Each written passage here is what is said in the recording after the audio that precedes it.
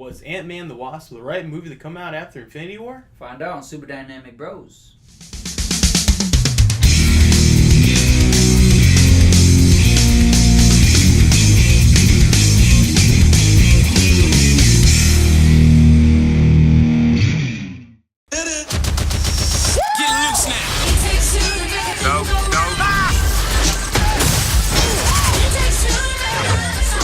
You go low, I'll go high. I have wings. Why would I go low?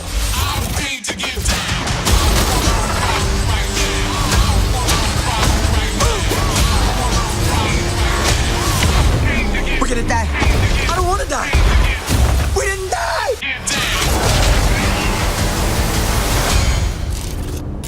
Hey, what'd I miss? We were just tiny.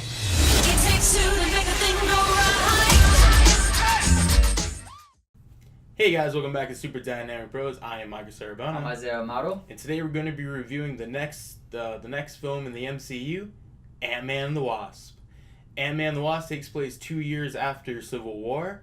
Scott Lang is under house arrest because he broke the Sokovia Accords. And I don't even think he was signed up for this Sokovia Accords. I don't know what's the, they kind of glance over that a little bit in the movie.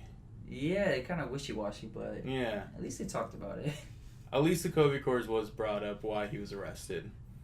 So yeah, now he has a new partner, which is the Wasp, and now they're have to find Janet Van Dyne, the original Wasp, in the quantum realm, and they got a new villain called the Ghost.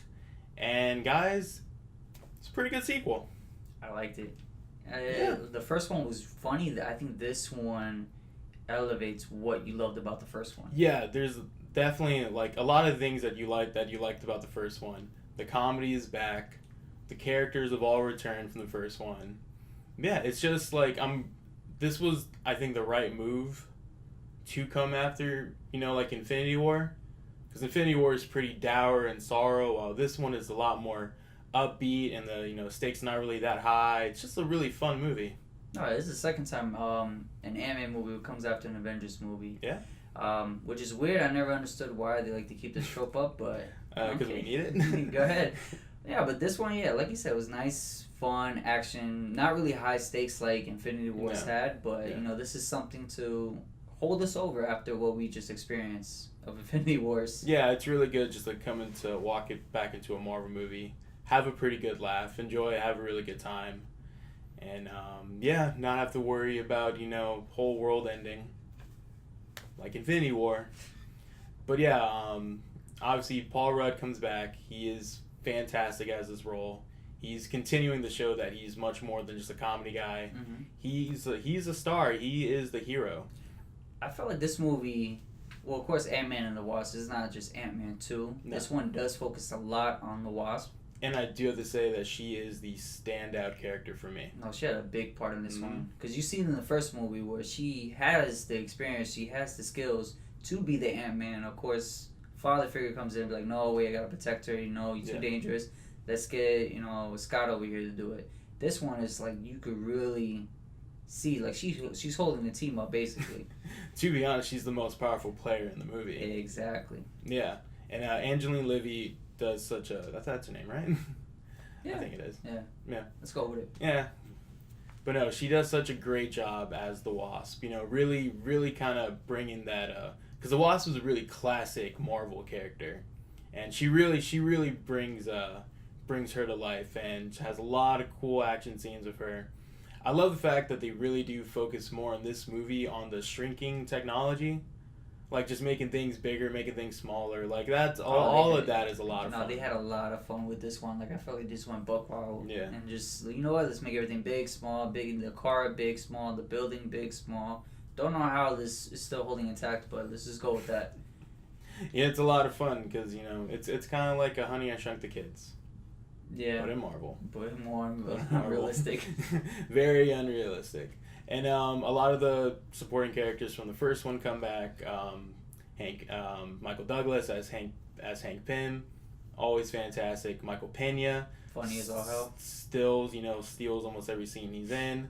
And there's a lot of new characters in this one Lawrence Fishburne is added into the cast. He's great.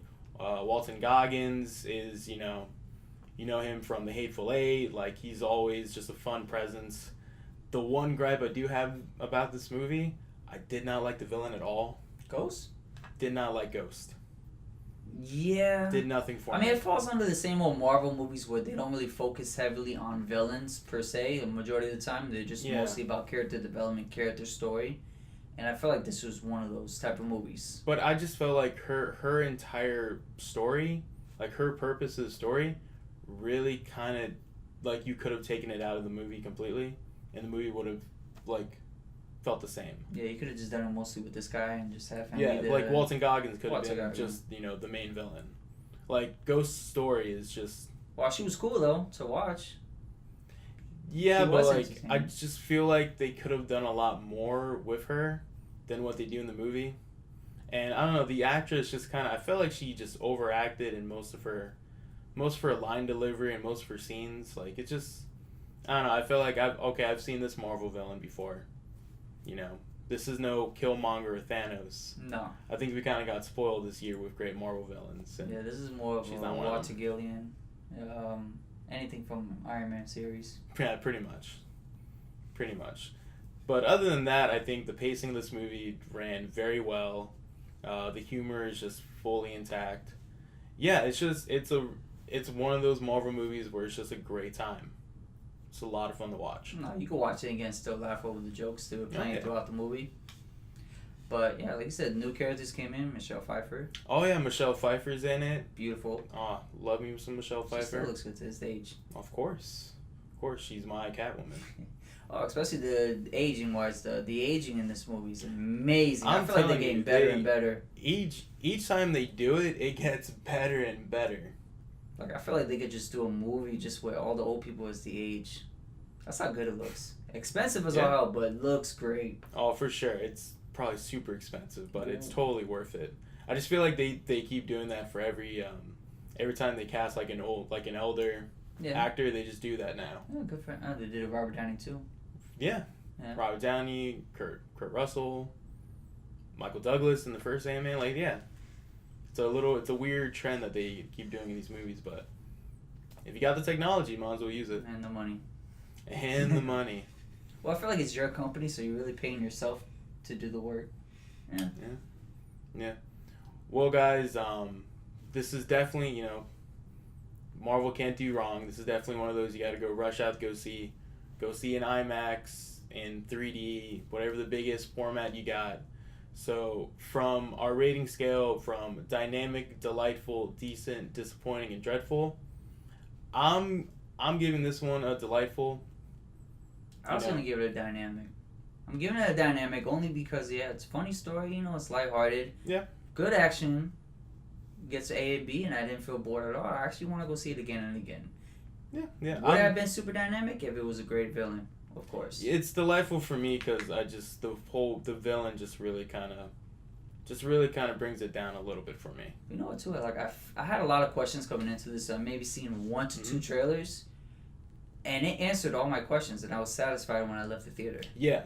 It answered every single question I have. Like, where does it take place? Yeah, where's it in the timeline and all that? Where was it? What was Ant-Man throughout the whole Infinity War? Every little question with the mother, this and that. Yeah, Answers everything. And it greatly leads into, you know, the next on movies. It's the next on movies. Like it's definitely was placed perfectly in the Marvel timeline. Absolutely. Yeah. Post credit scenes, definitely stay for it. Stay. I don't understand why people still walk out. I hate that, and especially like walking like in and out of the movies. I'm watching people do that when we were at the theater. Oh, those I kids see people were in those kids were out, like in sneaking out. in. Yeah. Yeah, it was annoying. Shame. Well, guys, thank you all for joining us today on Super Dynamic Bros. Please make sure to always like, comment, share, and of course, subscribe.